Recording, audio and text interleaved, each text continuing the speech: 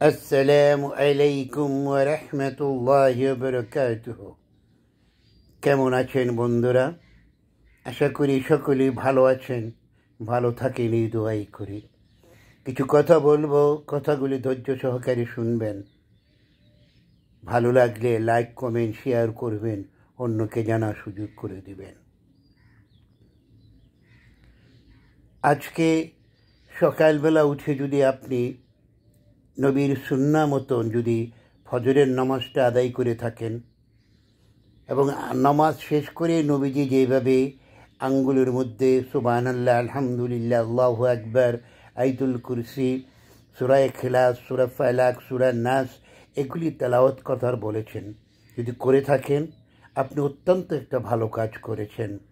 একটা কথা মনে রাখবেন, যত আবাদতই করুন না কেন, যদি সেটা নবীর শেখানোর মতো না হয়, নবী যেভাবে করতে বলেছেন সেভাবে না করে থাকেন, এটা কিন্তু আল্লাহ গ্রহণ করবেন না।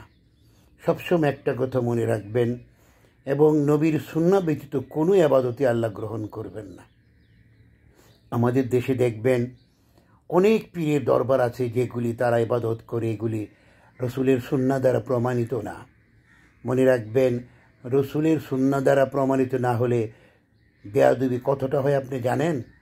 প্রথম বেয়াদবি হলো, আপনি হয়তো রসুল চাইতে বেশি চিনেছেন আল্লাহকে, আল্লাহর সাথে আপনার বেশি পরিচয়, আপনি যা জানেন রসুল তো জানতেন না, কারণ রসুল জানলে তো সব জানিয়ে দিতেন। এটা হলো প্রথম কথা। এটা যদি হয় আপনার ঈমান চলে গেছে, মনে রাখবেন। কারণ রসুলের যেহেতু উপরে আল্লাহ কারো মর্যাদা দেন নাই।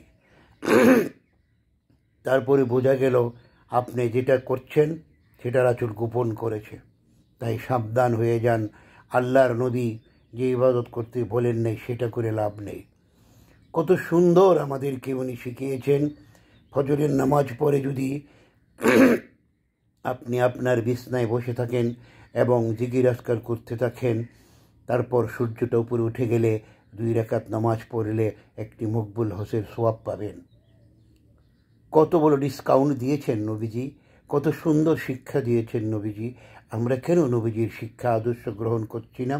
আসুন না আজকে থেকে আমরা সম্পূর্ণরূপে তওবাতুল্লাহ করে ভুল ত্রুটি ক্ষমা চেয়ে নবীর সুন্নাহর বাইরে একটি আবাদত করব না, এই মর্মে আমরা শপথ করি।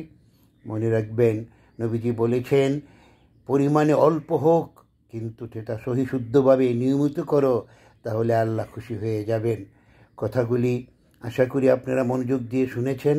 ভালো লাগলে অবশ্যই লাইক কমেন্ট শেয়ার করবেন।